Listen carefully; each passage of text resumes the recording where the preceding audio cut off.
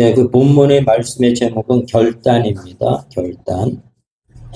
그러므로 이제는 여호와를 경외하며 온전함과 진실함으로 그를 섬기라. 너희의 조상들이 강 저쪽과 애굽에서 섬기던 신들을 치워버리고 여호와만 섬기라.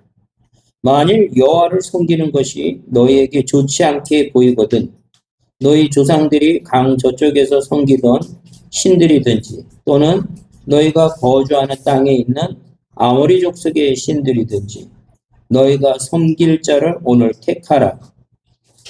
오직 나와 내 집은 여호와를 섬기겠노라 하니 백성이 대답하여 이르되 우리가 결단코 여호와를 버리고 다른 신들을 섬기기를 하지 아니하오리이다. 이렇게 말씀하고 계십니다. 오늘 본문의 말씀의 제목은 이제 결단입니다. 오늘 여호수아가 그 이스라엘 백성들이 출애굽하고 나서 가나안 땅에 들어가서 이렇게 말씀하고 계십니다. 오늘 택하라는 얘기죠. 오직 나와 내 집은 여호와를 섬기겠노라 이렇게 말씀하고 있습니다. 여호수아가. 그러니까 우리의 삶 속에 이것도 좋고 저것도 좋고 이런 생각에 있어서는 안 된다는 것입니다. 그 가나안 땅 안에는 많은 우상을 섬겼던 그 것들이 있었기에 그 아모리 족속들이 섬겼던 그런 가나안의 안 좋은 그 우상의 그런 것들을 그 이스라엘 백성들에게 문화에 어떤 종교에 스며들어가서 혼합주의에 빠질 우려가 너무 많았기 때문에 결단할 수 있게끔 이렇게 이스라엘 백성들에게 다짐을 받는 겁니다. 그래서 14절 본문에 보면 이제는 여호와를 경외하라고 이렇게 얘기했다는 얘기입니다. 이 얘기는 그들은 여호와 하나님을 경외하지 않았다는 것을 내포하고 있다는 얘기입니다. 그 경외라는 것은 하나님을 깊이 존중하고 그분 앞에 우리가 겸손한 자세를 취하는 것을 말하는 겁니다. 이 경외의 반대의 말은 경홀히 여기는 것. 그 하나님의 그 창조주 하나님, 전능자 하나님을 존경 없이 가볍게 여기는 것을 경홀히 여긴다 이렇게 얘기합니다. 그러니까 우리의 삶이 하나님의 말씀이 선포됐었을 때 그 말씀을 창조주 하나님이 우리에게 말씀하셨을 때 그 말씀을 경외해야 된다는 거예요. 온전히 받아들이고 그 창조주 하나님이 우리에게 얘기해 주신다는 이 자체만이라도 얼마나 감사한 건지 모르죠.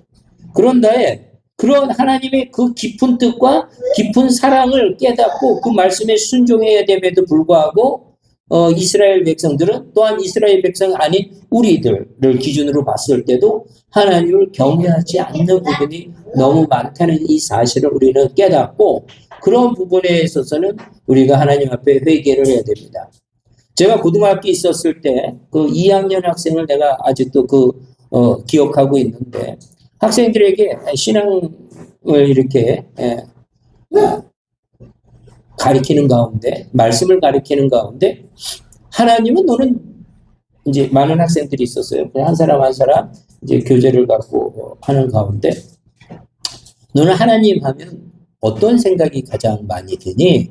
이렇게 이제 질문을 했었을 때, 대다수의 학생들이 하나님 하면 사랑이라는 거로 생각이 됐다. 이렇게 얘기를 했었습니다. 그런데 유독 한 학생이 하나님 하면 어떤 생각이 드니? 하나님 하면 경외라는 말이 자기에 와닿는다고 하더라고요. 그래서 오늘 성경 말씀을 오늘 전하면서도 그런 말씀이 그 학생의 이름도 아직도 생생하게 기억이 되는데 그 학생이 고등학교 2학년 때 그렇게 성경 공부를 같이 하고 그 다음에 이제 성결대학 서울신대 들어갔고 이제 나중에 사모가 된 케이스였습니다. 참 학교 생활을 하는데 본이 되는 학생이었습니다. 근데 그 학생이 그 하나님의 배에서의 그 하나님의 어떤 분이니 했었을 때 그 경외라는 그 말을 표현했었을 때, 이 친구는 구체적으로 하나님의 그 사랑을 체험했고 인격적인 만남이 있었구나 이런 생각이 그때 강하게 들었었습니다. 하나님을 경외하는 자는 그 하나님의 말씀에 순종할 수밖에 없다는 얘기입니다. 하나님의 말씀에 순종할 수밖에 없어요. 그래서 제가 이제 성경 중에 가장 이해가 안 됐던 부분이 아브라함이 그 백세에 얻었던 그 이삭을 바치라고 했을 때 그 아브라함이 이삭을 바친다는 그 자체가 도저히 이해가 안 됐었습니다. 어떻게 그게 가능할까? 그런 의문이 항시 저 신앙생활을 하는 데 있어서 갖고 있었습니다. 그러면서 그 아브라함을 믿음의 조상이라고 하나님이 그 말씀에 순종했었을 때 믿음의 조상으로 세우고 복의 근원이 되게끔 세우셨습니다. 그러는 가운데 인격적으로 하나님을 만나고 나서 그때 깨달은 게 아브라함이 하나님을 인격적으로 만났기 때문에 그 창조주 하나님, 그 전능하신 하나님, 그 말씀 안에 그 경외의 대상이 되는 그 하나님의 말씀에 순종하지 않을 수 없겠구나라는 것을 나중에 깨달았습니다. 그러기에 우리가 이 성경의 말씀을 접할 때 우리가 인격적으로 하나님을 만나야만이 이 성경에 있는 비밀들이 다 해결될 수 있는 겁니다. 그러기에 우리는 하나님에게 믿음을 달라고 하나님이 부어주시는 믿음, 우리의 노력에도 필요하지만 그 차원을 넘는 하나님이 부어주시는 그 전능하신 그 사랑과 그 전능하신 품 안에 있는 그 믿음을 주심으로 인하여 우리가 그 하나님이 주신 그 말씀을 그 하나님의 주신 그 말씀을 깨닫게 되고 그 말씀대로 순종하는 저희들이 되셔야 됩니다.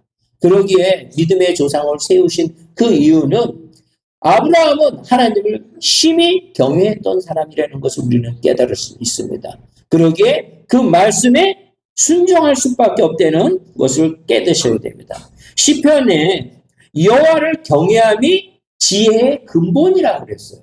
여호와를 경외하는 것이. 많은 사람들은 우리가 복음의 말씀을 전하더라도 그걸 경홀히 여기고 받아들이지 않아요. 경홀에 또 다르게 표현한다면 무시하는 거예요. 하나님의 말씀을 받을 생각도 안 하고 불신하고 멸시하고 무시하는 거예요. 그러기에 우리는 하나님의 선택에 의해서 주의 전에 와서 미처 깨닫지 못했던 것들을 깨닫게 하시고 하나님을 경외함으로 인하여 우리의 삶에 지혜의 근본 되시는 예수 그리스도를 통해서 또한 하나님을 통해서 성령님을 통해서 그 성경의 말씀을 통해서 승리하는 저희들이 다 되셔야 됩니다. 그래서 우리는 오늘 본문의 제목처럼 결단을이라고 그랬잖아요. 그러면 우리 삶 속에 결단의 모범을 보였던 사람이 누군가? 바로 좀 전에 말했던 그 15절에 그 여호수아가 오늘 택해라 오직 나와 내 집은 여호와를 섬기겠노라 이렇게 본을 보이셨다는 겁니다. 이 결단의 모범을 보인 분들이 오늘 본문의 말씀입니다. 그러기에 우리의 삶 속에 하나님의 편에서는 예수님의 그 사랑의 편에서는 결단을 하셔야 됩니다. 매 순간 영적인 전투가 일어납니다. 우리의 삶 속에. 그래서 하나님이 기뻐하시는 것, 예수님이 기뻐하시는 것들을 우리는 선택하셔야 됩니다.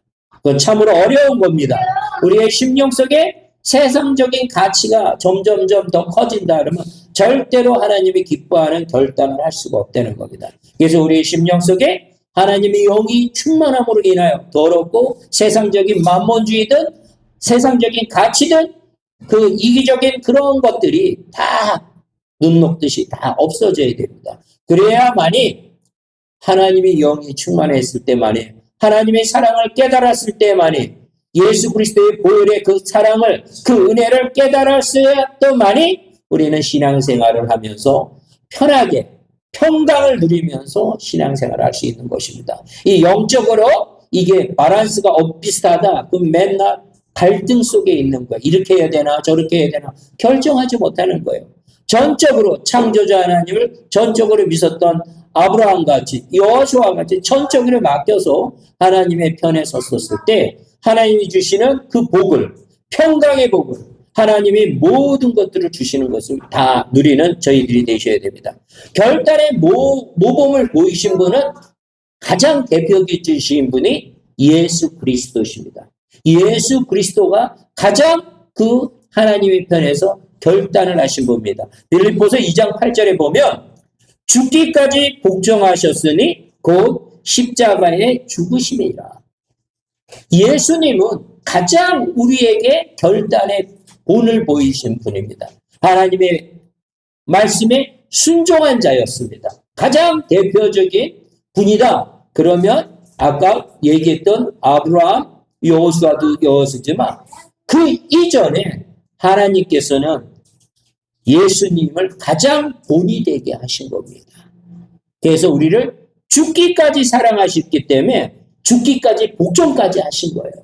내 순종이라는 것은 내 마음에서 우러나는 거지만 복종이라는 건 내 마음에 상관없이 하나님의 그 권세의 말씀에 전적으로 받아들이는 겁니다. 그 복종하셔서 십자가에서 죽으셨다고 하셨어요. 그래서 하나님이 세상을 이처럼 사랑하사 독생자를 주셨으니 이는 그를 믿는 자마다 멸망치 않고 영생을 얻게 하려 하심이라는 이 요한복음의 말씀을 우리에게 가장 중요한 성경 구절로 메시지로 남겨주신 것입니다.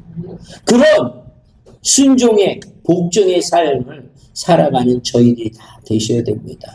우리가 그래서 아브라함 많이 들어봤잖아요. 여호수아 많이 들어봤잖아요. 그 12명이 가나안을 정탐할 때 갈렙과 여호수아만 하나님의 말씀을 믿고 들어가서 보고할 때도 하나님이 입장에서 인본주의적인 시각이 아니라 하나님이 주신 그 말씀으로 그들을 바라봤었을 때 승리의 깃발을 얻는 것입니다. 우리도 우리 인생에 있어서 내가 갖고 있는 가치로 살아간다면 실패할 수밖에 없어요. 그러니까 12명이 가서 분명히 하나님의 백성들이었어요. 근데 10명은 실패하잖아요. 그런데 2명만이 하나님의 말씀을 의지하고 감으로 인해서 그 이름을 우리가 영원토록 기억하고 있지 않습니까? 이 이야기는 우리도 그러한 삶을 살기를 원하고 계시다는 거예요. 하나님께서는. 이 이야기는 이 이야기로 끝나는 것이 아니라 지금 우리의 삶 속에 우리가 그 승리자가 되기를 원하시는 거예요. 결단을 해서 이 인생의 여정 속에 하나님의 자녀로서 하나님의 말씀에 순종하는 자, 경외하는 자가 되기를 하나님은 원하고 계신다는 것입니다.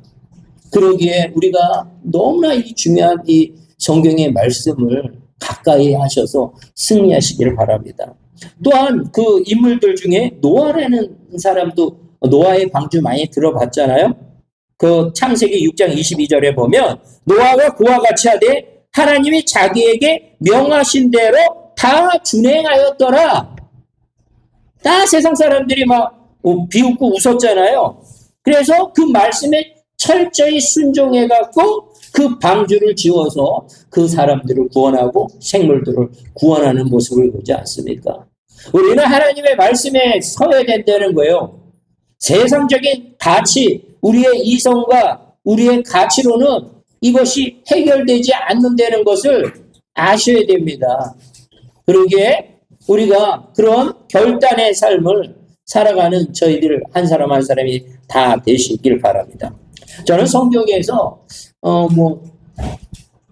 다윗도 대단하지만 또 아브라함도 대단하지만 이 성경에 보면 그 유혹에들 넘어서 이렇게 죄를 짓고 그를 죄를 졌지만 그 죄로 머무르는 것이 아니라 철저하게 회개하는 모습들을 통해서 하나님이 또 이렇게 크게 나와 합장한 자라고 이렇게까지 다윗의 왕을 칭찬을 합니다. 우리의 연약함을 하나님께서는 다 수용하지만 그것을 계속 죄를 갖고 있는 것은 허용하지 않으셔요. 그래서 하나님 앞에 철저하게 회개했었을 때 하나님이 기뻐하신다는 겁니다. 하지만 요셉은 성경에 봤을 때 그 많은 유혹 속에서도 또한 그 억울함 속에서도 하나님을 원망하지 않는 모습을 봅니다.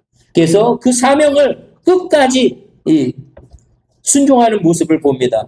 억울하게 팔려갔고 또 감옥에 또 갇혔었고 그런 상황 속에서도 하나님의 계획을 믿고 끝까지 순종하는 모습을 우리는 성경을 통해서 봅니다.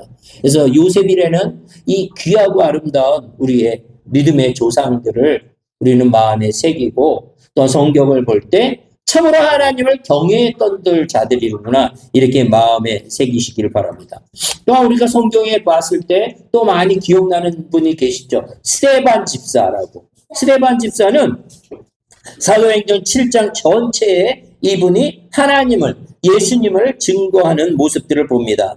그는 공의 앞에서 두려움 없이 이스라엘의 불순종을 지적하면서 하나님과 예수님을 간증하는 그런 복된 모습을 봅니다. 그는 체포가 돼서 그 재판을 받는 상황 속에서도 예수님의 진리의 말씀을 타협하지 않고 끝까지 그 진리를 갖고 그들에게 선포합니다. 그래서 그는 돌에 맞아 죽어가면서조차 예수님이 했던 것처럼 용서하는 마음으로 하나님 앞에 끝까지 순종하는 모습을 보이는 그 거룩한 믿음의 조상입니다. 그래서 그 스데반이 그 돌을 맞는 그 모습 속에서도 그는 두려움이 아니라 그 돌을 던지는 그들을 되레 긍휼의 마음을 갖고 예수 그리스도의 그 긍휼의 마음을 갖고 그들의 죄를 용서해달라고 하나님에게 간구하는 모습들을 봅니다. 우리가 한번 상상할 필요가 있을 것 같아요. 우리의 인생에 있어서 우리를 잠시라도 힘들게 하면 우리가 참지 못하고 막 분을 내는 우리의 연약함을 우리가 갖고 있잖아요. 하지만 그 스데반과 같은 그런 모습들. 그래서 우리가 그런 얘기들을 많이 하잖아요. 우리가 어려웠을 때, 그런 고난을 당했을 때, 또 억울함을 당했을 때 십자가상에 예수 그리스도를 바라봐라. 그러면 모든 문제가 해결된다 그러잖아요. 나 자신을 바라보면 쓰러지고 자빠질 수밖에 없지만 또 타인을 바라보면 쓰러지고 자빠질 수밖에 없는 연약한 인생이지만 예수 그리스도를 바라보라. 그 십자가상에서 그 모든 것들을 용서하시는 그 예수님을 바라봐라. 죽기까지 우리를 사랑하고 죽기까지 우리를 용서하셨던 그 예수님을 바라봐라. 우리가 그런 말씀을 많이 듣지 않습니까? 그와 마찬가지로 스데반은 바로 그 예수 그리스도가 그 십자가를 바라봄으로 인하여 본인에게 돌을 던져서 죽음의 자리에 이르렀었을 때도 예수 십자가를 바라보면서 하나님께 예수님께 그들의 용서해달라고 이렇게까지 기도했던 믿음의 조상들입니다. 그러기에 우리가 성경을 보면 볼수록 너무나 많은 우리에게 도움이 되는 많은 사람들을 보죠. 너무 많죠. 헤아릴 수 없을 정도로 많습니다. 그 중에 우리의 롤모델이 되시는 그 예수님. 그 예수님의 롤모델을 통해서 많은 믿음의 사람들을 우리가 보잖아요. 사도 바울도 마찬가지잖아요. 그 사도 바울이 성령이 충만함을 받아서 그 전도 여행을 3차에 걸쳐서 가잖아요. 거기서 많은 박해와 많은 매질을 당했음에도 불구하고 그 감옥 안에서조차 기도를 하고 그 감옥에서조차 그 서신들을 써서 그 믿음이 연약한 성도들에게 편지를 보내지 않아요? 그런 결단에 하나님 앞에 예수님 앞에 내 인생을 모든 것들을 드리겠다 이렇게 결단했을 때 바로 이러한 모습들로 나타나고 성경에 이렇게 기록된다는 것입니다. 우리의 삶의 결단도 이 성경에 기록은 되지 않겠지만 하늘나라의 생명책에 기록된과 동시에 행위책에 우리의 결단의 이 기록이 여기 성경에 기록된 것처럼 다 기록될 것이라는 겁니다. 우리가 이 사실을 믿고 얼마나 귀한 겁니까? 세상이 우리를 인정해 주지 않는다 할지라도, 세상 사람들이 우리를 기억하지 못한다 할지라도 하나님께서 생명책에 또한 행위의 책에 이 모든 사실을, 이 결단을 통해서 하나님의 나라를 증거하고 하나님이 기뻐하는 것을 선택하는 저희 한 사람 한 사람이 다 되셔야 된다는 이 사실을 오늘 시간을 통해서 마음에 깊이 새기시기를 간절히 축원합니다. 우리의 삶은 결단이 필요할 때 참 결단을 해야 돼요. 진짜예요. 이렇게 믿음의 자리에서 우리가 결단하는 거 얼마나 중요한지 몰라요. 이 말씀을 준비하면서 또 어떤 생각이 들었냐면, 내 삶 속에서 믿음이 있었을 때하고 믿음이 없었을 때를 기준으로 봤었을 때, 이 하나님의 기뻐하는 것, 또한 우리가 기본적으로 우리가 양심이라는 걸 주셨기 때문에 알잖아요. 그런데 이제 제가 이 말씀을 준비하면서 과거에 내가 이 삶 속에 결단했던 것을 한번 기억을 해보니까, 중학교 때 공부를 너무 안 하고 그냥 중학교 1학년 때 너무 놀러 다녔어요. 그냥 노는 걸 너무 좋아했어요. 어린이처럼 중학교 1학년 때 뭐 잔자리 잡으러 다니고 뭐 그냥 막 이렇게 돌아다녔던 게 너무 기억이 나요. 너무 그런 기억이 많이 나는데, 그러다 보니까 집에 가서 책상에 앉아보지 않고 집에 가면 그 가방을 함씩 그냥 집에다 그 방에다 확 내던지고 나가서 친구들하고 놀러 다니고, 시장에 가면 뭐 뱀 장사들이 뭐 백사를 보여준다 하고 맨날 거기 있다가 뭐 촬영하는 거 구경하고 막 이랬던 것이 기억이 나요. 그러니까 공부 안 하니까 그 영어 시험이 24점을 맞았던 게 기억이 납니다. 그냥 24점이니까 그냥 나가라 다 나가라 식으로 그냥 평균 하나도 공부 안 했어요. 24점이 딱 나왔어요.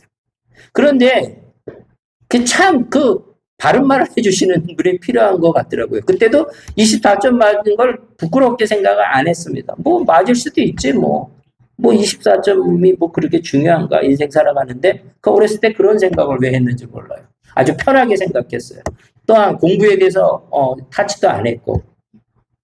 그런데 그 담임 선생님이 아직도 이름도 잊어먹지를 않는데, 김근수 선생님이시라고. 그때 이 서울의 국립학교들은 다 선생님들이 서울대학교 출신들이었던 것 같아요. 서울대학교 영어교육과에 있죠. 근데 이제 담임 선생님이었는데 그러시더라고요. 이제 성적표 주면서 아주 충격적인 얘기를 했습니다. 야, 24점 맞아가 공부 열심히 해. 이렇게 얘기했으면 아마 공부 안 했었을 것 같아요. 동네 망신 시키고 다닌다. 같은 동네에 사셨거든요. 그래갖고 집안 망신도 아니고 무슨 망신? 동네 망신 시키고 다닌다고 선생님이 공식적으로 아이들 앞에서 70명 있는 그 아이들 앞에서 아주 망신을 주셨어요. 동네 망신. 그때 너무 충격받았어요. 내가 이런 존재인가? 내 자신이 동네 망신을 시킬 정도로 그런 존재였나 내가?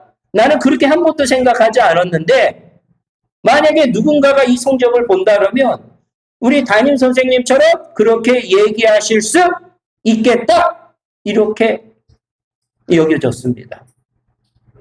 그때 좀 충격을 받았어요. 그리고서 그때 결단을 했습니다. 내가 다른 거는 몰라도 이 영어만은 내가 공부를 해갖고 이 담임 선생님이 이렇게 얘기했던 것들을 뒤집어야 되겠다. 나는 그러한 존재가 아니라는 것을 보여야 되겠다. 그래갖고 그때 중학교 1학년 때 그 영어책을 외워버렸어요. 영어책을 뭐 중학교 1학년 때 영어 쉽잖아요. 외웠는데 그때 제가 외웠더니 그대로 다 있더라고요. 그냥 외우니까. 그래서 제가 아마 우리 반에서 2등이었나 봐요. 100점이 없었다고 그랬고, 내가 92점인가 맞았어요. 그리고 이제 96점이 한 명 있었나 봐요. 내가 96점을, 100점을 맞거나 96점 1등이었으면 담임 선생님이 이런 소리를 안 하셨을 텐데, 갑자기 24점 맞다가 우리 반에 2등이 됐으니까 영어가 94점인가 이렇게 맞았으니까 교무실로 부르시더라고요.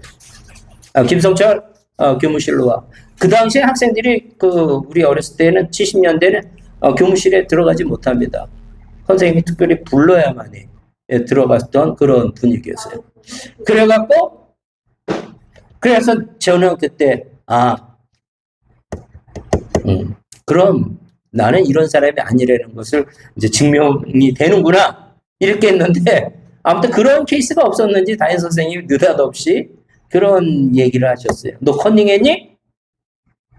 너무 점수가. 그래서 내가 2등이구나. 1등이었으면 이 소리가 안 나왔을 텐데. 아무튼 그때 그 선생님이 저한테 그런 얘기를 하지 않으셨다면 난 공부 안 했을 겁니다. 그런데 그 중학교 1학년인 제가 굉장히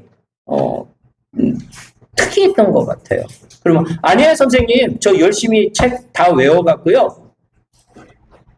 이번에 열심히 한 겁니다. 이게 정상적인 학생인데 저는 그러질 않았습니다. 그때 순간적으로 중학교 1학년 저였는데 어떤 생각을 딱 가졌냐면, 야, 서울대학교 나오신 선생님이 혹 내가 컨닝을 할 때 애들에도 이 학생들의 거봐 열심히 하면 이렇게 되잖아?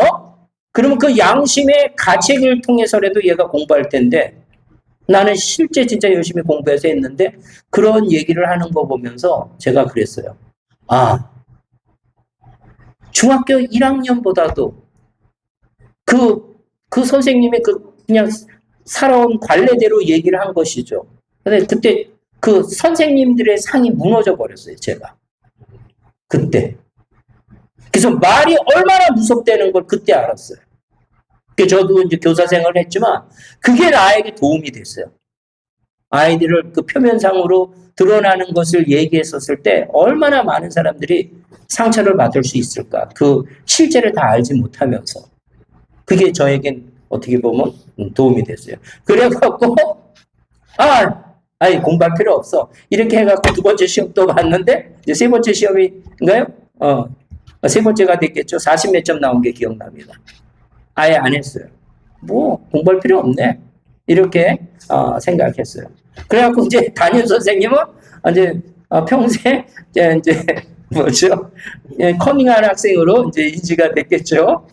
그런데 그래서 공부를 안 하고 제가 중학교 2학년 딱 올라갈 때 그때 이런 생각을 했어요. 아무튼 교만한 생각이었던 것 같아요. 애기였지만 내가 그렇게 중요하다는 영어를 저 선생님이 싫다고 영어를 공부 안 하는 것은 난 참 지혜롭지 못한 사람이구나. 내가 그 선생님이 지혜롭지 못하다고 중학교 1학년 때 그렇게 판단을 했는데 나는 더 지혜롭지 못한 사람이네. 그 문제를 갖고 내 감정적인 것 때문에 내가 이 공부를 하지 않는다는 것은 참 지혜롭지 못하구나.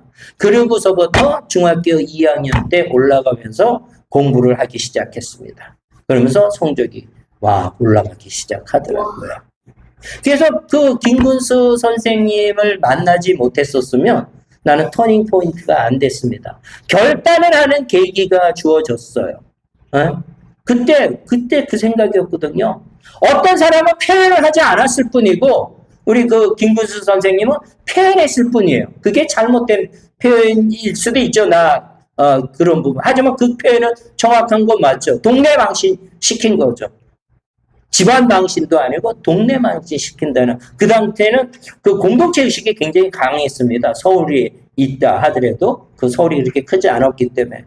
그래서 제가 이제 세월이 흐르면서 우리 그 선생님을 만난 게 나에게서는 너무나 중요하고 내가 다시 한번 내 자신을 뒤돌아볼 수 있는 귀한 터닝 포인트가 됐던 시점입니다. 결단은 꼭 하셔야 됩니다. 우리 이 인생에 있어서도 믿음의 결단이 아닌 어떤 공부의 결단에 있어서도 이렇게 저에게 유익이 되고 플러스가 되는데, 우리의 삶 속에 이제 하나님의 말씀을 이렇게 이제 접했을 때, 그 하나님의 말씀과 내가 갖고 있는 그 가치하고 이 충돌이 있을 수밖에 없는 거예요. 그 가치 충돌은.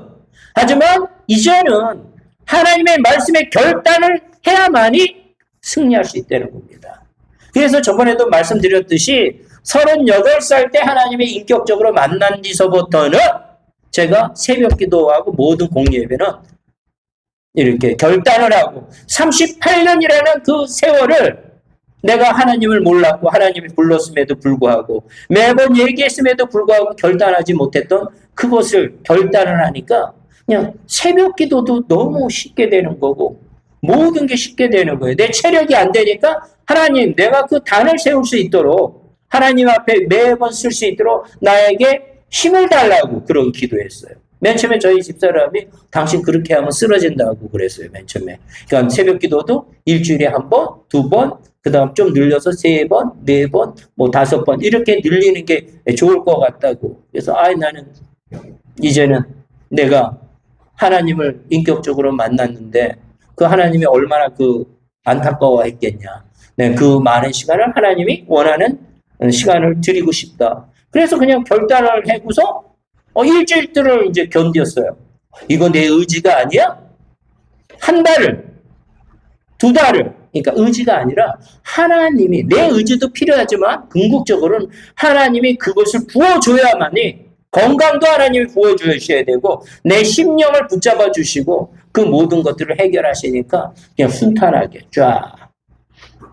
그래서 성경에 나중에 된 자가 먼저 된다는 그 성경의 구절이 그때 깨달아졌어요.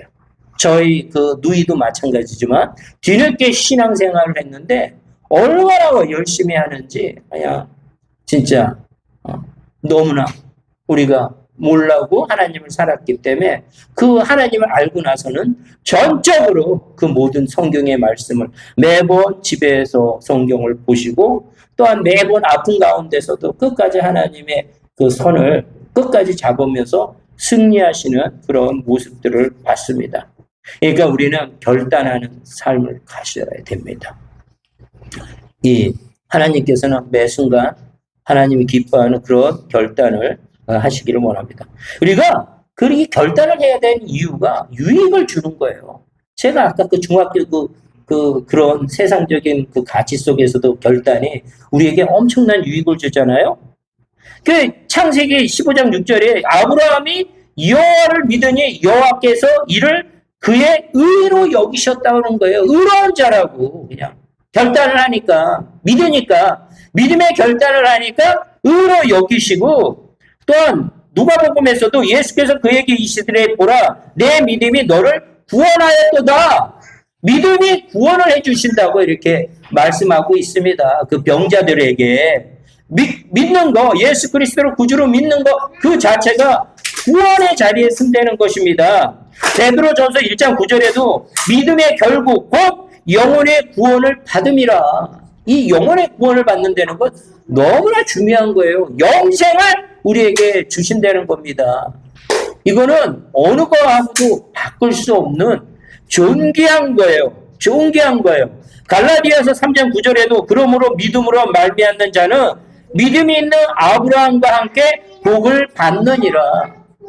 우리가 아브라함과 같은 복을 받는다는 얘기예요. 믿음이 있는 자는 믿음으로 말미암아 예수 그리스도가 나를 위해서 돌아가신다는 이 사실, 나를 죽기까지 사랑하신다는 이 사실을 믿는 그 순간 아브라함과 같은 복을 우리가 받는다는 거예요.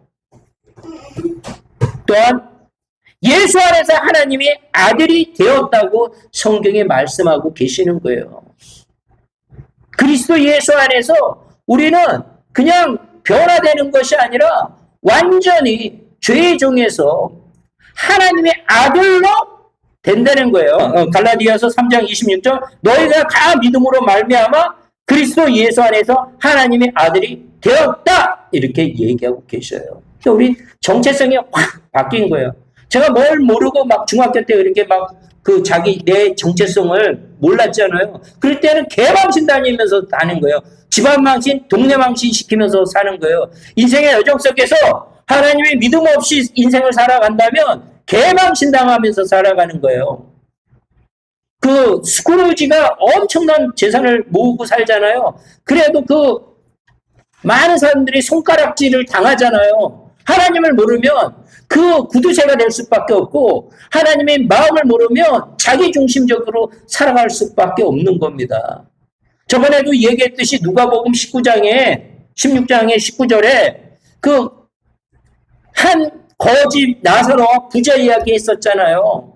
그 부자가 어떻게 살았겠어요? 나사로가 그 집 앞에서 그렇게 구걸하는데 그를 도와주지 않잖아요. 예? 거기에 성경은 표현되지 않았지만 아주 인색하고 나쁜 사람이라고 분명히 그 시대의 사람들은 얘기했을 거예요. 스크루지처럼. 그러니까 우리는 진짜 하나님을 믿음으로써 예수님을 믿음으로써 하나님의 자녀가 된다는 이 사실을 믿고서 담대히 이 인생을 살아가시라는 얘기입니다. 우리에게 환난이 찾아왔다. 하나님에게 더 기도하고 하나님의 더 가까이 가는 나의 정체성을 깨닫는 그러한 삶이라는 것을 아셔야 됩니다.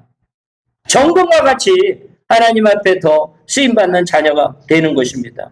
맨 마지막 말씀으로 마무리하겠습니다. 요한복음 5장 24절 내가 진실로 진실로 너에게 이르노니 내 말을 듣고 또 나 보내신을 믿는 자는 영생을 얻었고 심판에 이르지 아니하려니 사망에서 생명으로 옮겼느니라. 올바른 결단은 심판의 자리에 이르지 않는다는 거예요. 하나님께서 그냥 생명책에 기록되어 있기에 우리는 하나님의 자녀고 영생을 얻고 사망에서 생명으로 옮겨졌다는 이 사실이 복음이라는 거예요. 예수 그리스도를 통해서. 이걸 믿어야 되는 거예요. 이 예수 그리스도를 조금이라도 흠내거나 약화시키는 것들은 다 이단이라는 거예요. 이단은요, 교묘하게 예수님의 신성과 인성을 흠집냅니다. 약화시킵니다. 거기에 넘어가면 안 돼요. 이 복음의 말씀을 마음에 새기시고 우리가 사망에서 생명으로 옮겨졌고 그러니 우리는 결단을 할 때 하나님을 경외하는 자들 우리 믿음의 조상들을 봤잖아요. 우리도 하나님을 경외하는 자들이 되어야 돼요. 그 시련이 꼭 찾아와요. 결단하는 문제를 주셔요. 그때 결단을 하라는 거예요. 그때 하나님이 우리의 믿음을 보시는 거예요. 그런 사람이 되어야 되는 거예요.